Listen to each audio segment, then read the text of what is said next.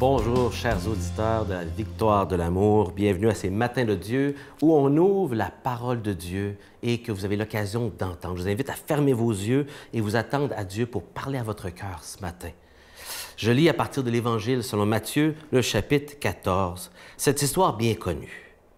Aussitôt après avoir nourri la foule dans le désert, donc on sait ici que c'est tout de suite après cette grande multiplication des pains à une foule de 5000 hommes, et donc avec femmes et enfants, Jésus obligea ses disciples à monter dans la barque et à le précéder sur l'autre rive. Pendant qu'il les renverrait la foule, quand il les eut envoyés, il se rendit dans la montagne, à l'écart, pour prier. Le soir venu, il était là seul. La barque était déjà une bonne distance de la terre. Et littéralement, on dit ici plusieurs stades. Le stade, c'est un mot qu'on ne connaît pas bien, mais Jean dit 25 à 30 stades, c'est-à-dire 5 à 6 kilomètres, donc pas mal au milieu du lac, finalement. Elle était battue par les vagues, car le vent était contraire. Vers la fin de la nuit, c'est-à-dire entre 3 heures et 6 heures du matin, spécifiquement, Jésus vint vers eux en marchant sur la mer. Wow! Quelle scène! En le voyant marcher sur la mer, les disciples furent bouleversés. Ils disaient, c'est un fantôme. Littéralement, en grec, on dit phantasma. C'est un fantasme, un fantôme. Et la peur leur fit pousser des cris. Mais aussitôt, Jésus leur parla. Donc, aussitôt qu'ils ont peur, Jésus leur parle pour les rassurer. Il dit, confiance, c'est moi. N'ayez pas peur. Pierre prit alors la parole. Seigneur, si c'est bien toi, ordonne-moi de venir vers toi sur l'eau. Et Jésus lui dit, viens. Wow!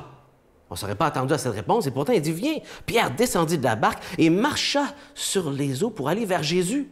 Mais, voyant qu'il y avait du vent, il eut peur. Troisième fois qu'on mentionne le mot peur ici.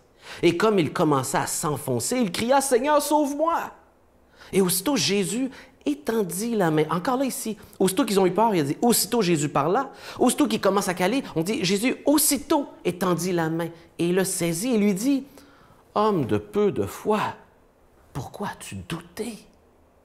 Le Messie est devant toi, pourquoi te douter? » Et quand ils furent montés dans la barque, le vent tomba. Alors ceux qui étaient dans la barque se prosternèrent devant lui et lui dirent, « Vraiment, vraiment, tu es le Fils de Dieu. » Ils ont compris à ce moment-là, par cette expérience, l'identité de Jésus, Fils de Dieu, le Messie, par cet événement-là. J'aimerais faire 3 courtes observations pratiques sur vaincre le doute.